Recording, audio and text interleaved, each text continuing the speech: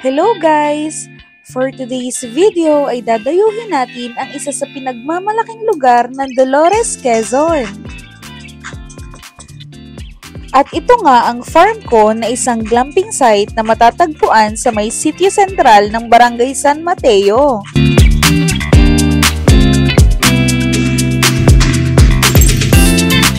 Kilala ang lugar sa concept nito na farm to table na ang ibig sabihin ay lahat ng pagkain na kanilang sinaserve sa mga guests ay nanggagaling sa farm. At kung ang trip mo naman ay mga fun activities, hindi magpapahuli ang lugar na ito. Nag-o-offer sila ng ATV worth 999 for indoor at 1,399 naman for outdoor.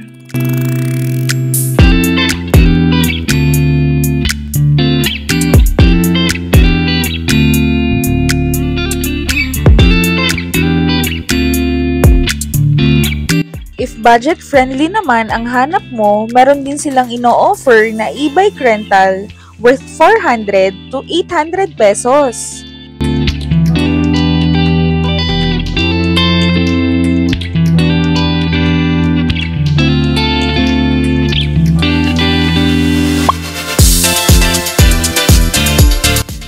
For water activities naman ay meron silang ino-offer na fishing, fish feeding, and na-try nga din namin ang kanilang fish spa worth 350 pesos per head.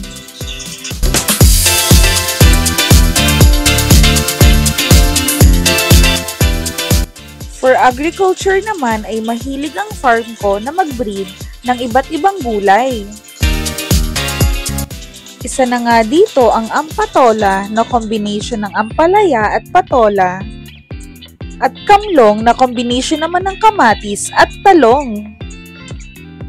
Nakakamangha, di ba? Puntahan naman natin ang mga animals na makikita sa lugar. Meron sila ditong mga pabo at nakita ko nga din pala si Atisa Manalo.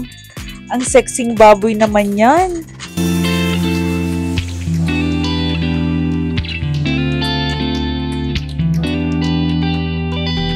Meron nga din pala sila ditong bitek na combination ng bibe at itek.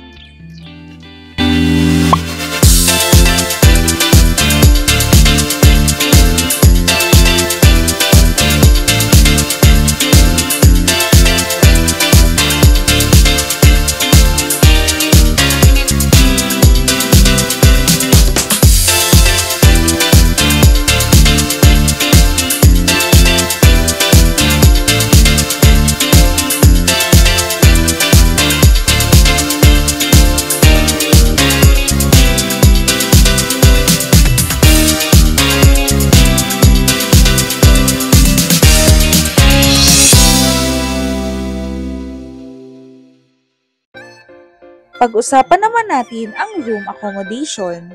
Balay Adar na nga pala ang aming binook worth 1,700 pesos per head. 6 nga pala kami sa loob ng kwarto. Meron na itong complimentary coffee, mini ref and kettle, and complimentary water. Meron din sariling CR na may toiletries. If may kasama kang bata, meron din silang playground na perfect para sa mga kids. For adult naman ay meron silang outside gym na accessible para sa lahat.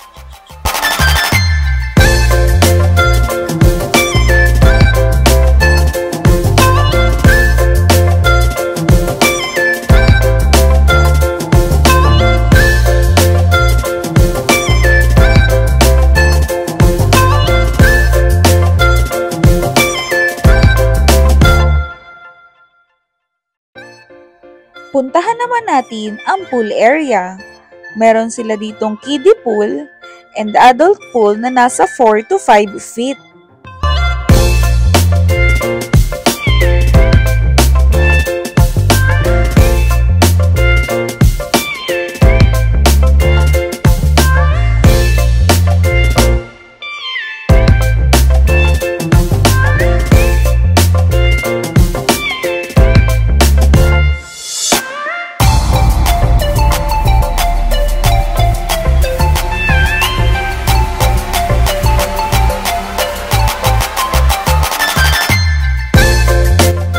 If ang gusto mo naman ay mag-relax, meron din sila ditong jacuzzi.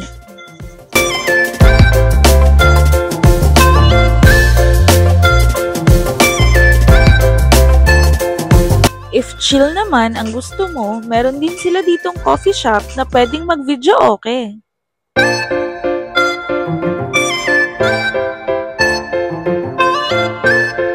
Kung tatanungin naman kami sa negative comment sa lugar na ito, ay medyo nakukulangan kami sa mga ilaw kapag gabi na at yung amoy ng farm kapag masyadong mahangin.